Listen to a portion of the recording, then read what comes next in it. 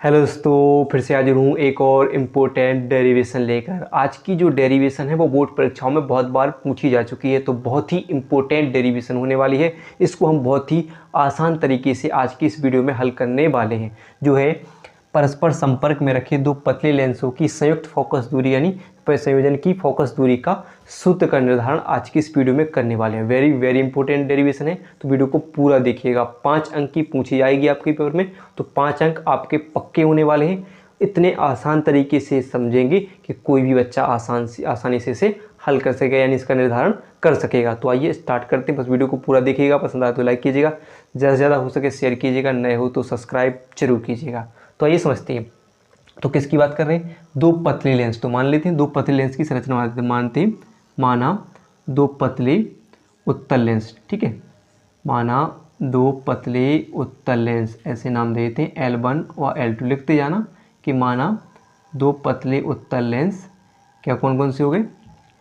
L1 नाम देते हैं, L1 व L2 हैं, परस्पर संपर्क में रखे हुए हैं और संपर्क में रखकर क्या बनाते हैं? संयुक्त लेंस की संरचना बनाते हैं, संयुक्त लेंस का निर्माण करते हैं। इनकी फोकस दूरी अगर मानूं तो F1 और इसकी फोकस दूरी F2 है। इतना तो लिख लोगे कि माना दो पतले उत्तल लेंस L1 व L2 हैं, परस्पर संपर्क में रखे हुए हैं, जिनकी फोकस दूरियां F1 व F2 हैं।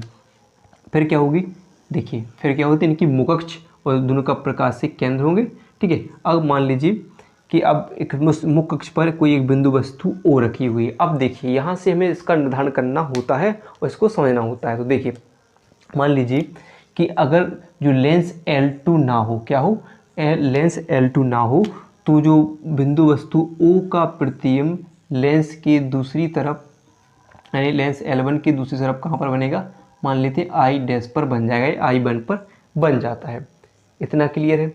इतना लिखोगे। अब क्या लिखोगे कि माना दो पतले उत्तल लेंस L1 व L2 परस्पर संपर्क में रखे हुए हैं और संपर्क में रखे एक संयुक्त लेंस की संरचना करते हैं। इनकी फोकस दूरियां F1 व F2 हैं। इनके मुख्य अक्ष यानी लेंस के L1 के सामने एक बिंदु वस्तु O रखी है, जिसका प्रतिबिंब क्या कब? जब लेंस L2 ना हो तो उसका प्रतिबिंब कहाँ पर बनता है? I डैश पर बनता है। तो क्या होगी पहली कंडीशन है किसकी? लेंस L1 के सामने रखी वस्तु O का प्रतिबिंब कहाँ पर बन रहा है? I1 पर बनता है जब लेंस L2 ना हो, ठीक है। जब लेंस L2 ना हो तो इसका प्रतिबिंब कहाँ पर बनेगा? I1 पर या I डैश पर बन जाता है। तब लेंसों के सूत्र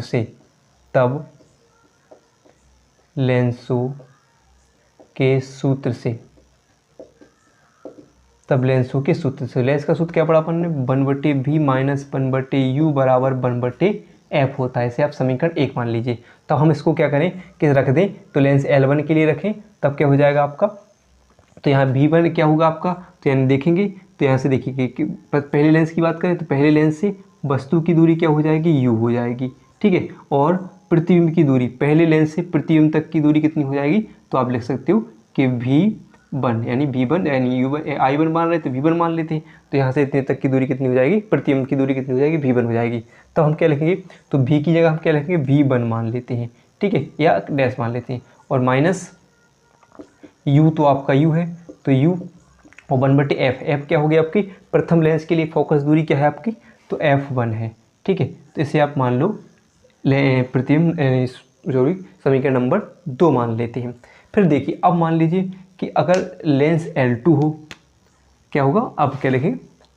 लेंस L2 की उपस्थिति में, लेंस L2 की उपस्थिति में बात करें, तो अगर लेंस L2 उपस्थित हो तो अब क्या होगा? जो I डैश होगा, नहीं जो I डैश या I1 कह सकते हैं, तो ये दूसरे लेंस के लिए क्या करेगी? आभासी वस्तु का कार्य करेगी। क्या करेगी?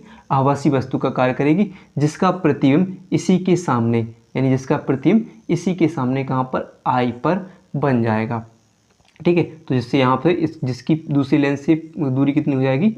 V मान लेते हैं। प्रतिबिंब की दूरी क्या हो जाएगी इसके लिए? दूसरे लेंस से V हो जाएगी। तो आप क्या लोगे कि जो लेंस L2 की उपस्थिति में क्या हो जाएगा, जो I1 वस्तु प्रतिबिंब की दूरी थी इसके लिए, वो क्या करेगी, इसके लिए आभासी वस्तु का कार्य करेगी, जिसका प्रतिबिंब उसी के सामने I पर बन जाएगा, जिससे दूसरी लेंस से उसकी दूरी कितनी हो जाएगी, V हो जाएगी।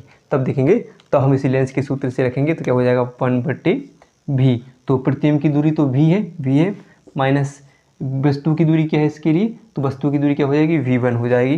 तो V1 बराबर क्या हो जाएगी 1/, दूसरा लेंस के लिए फोकस दूरी क्या थी F2, तो लिखोगे आप F2। इसको मानोगे हम समीकरण 3 मान लेते हैं, ठीक है, इतनी बात है। तो अब क्या लिखेंगे, समीकरण 2 व 3 को जोड़ने पर तो क्या लिखोगे, तो आपका क्या हो जाएगा, जो सामने वाले इस साइड वाले पक्ष और इस साइड वाले पक्ष आराम से एक दूसरे से जुड़ जाएंगे। तो क्या हो जाएगा 1/V1 माइनस 1/U प्लस क्या हो जाएगा 1/V माइनस 1/V1 बराबर क्या हो जाएगा यहाँ पर 1/F1 प्लस 1/F2। अब देखिए यहाँ पर जी माइनस का है 1/V1, यहाँ पर जी प्लस का है, तो एक दूसरे से कट जाएंगे। अब इस माइनस का इसके अंदर गुणा होगा, या आप चाहे पलट लो इसके लिए, तो 1/V को बाहर कर लो और जो U यहाँ पर पलट दो तो माइनस के U हो जाएंगे। यहाँ पर क्या हो जाएगा 1/F1 प्लस 1/F2 हो जाएगा। अब देखिए, चूँकि हम पढ़ चुके हैं कि समीकरण 1 से देखेंगे कि 1/V माइनस 1/U बराबर 1/V माइनस 1/U बराबर क्या पढ़ा हमने 1/F, तो हम लिखेंगे कि 1/F बराबर क्या हो जाएगा 1/F1 प्लस 1/F2 हो जाएगा। तो यही क्या हो जाएगा संयुक्त लेंस की फोकस दूरी के लिए सूत्र हो जाएगा। क्लियर है, तो ये आप निकाल सकते हैं यहाँ से, संयुक्त लेंस की फोकस दूरी के लिए ये सूत्र निकल कर आ जाएगा जी। प्रथम लेंस के लिए फोकस दूरी और द्वितीय लेंस के लिए फोकस दूरी हो जाएगी।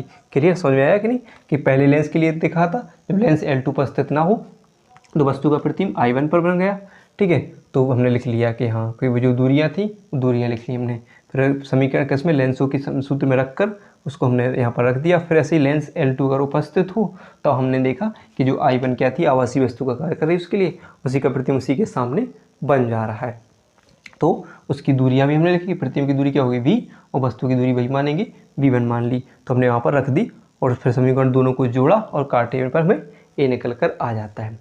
तो वीडियो पसंद आई हो तो वीडियो को लाइक और चैनल को सब्सक्राइब करना ना भूलिएगा।